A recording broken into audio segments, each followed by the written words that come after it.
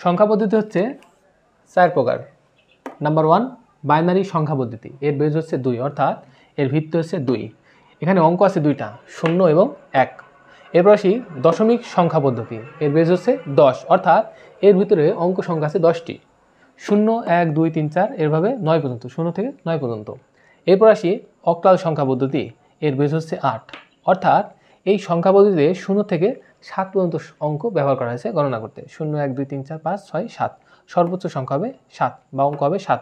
এরপর আসি হেক্সাডেসিমেল সংখ্যা পদ্ধতি, এর বেজ হচ্ছে 16 অর্থাৎ এই হেক্সাডেসিমেল সংখ্যা পদ্ধতিতে 16টি অঙ্ক ব্যবহার করা হয়েছে।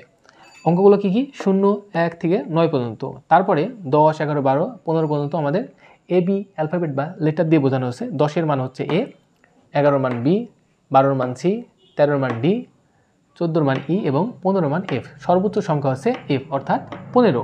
এই ছিল সংখ্যা পদ্ধতি 4 প্রকার: বাইনারি, দশমিক সংখ্যা পদ্ধতি বা অক্টাল, তারপরে হেক্সাডেসিমেল সংখ্যা পদ্ধতি।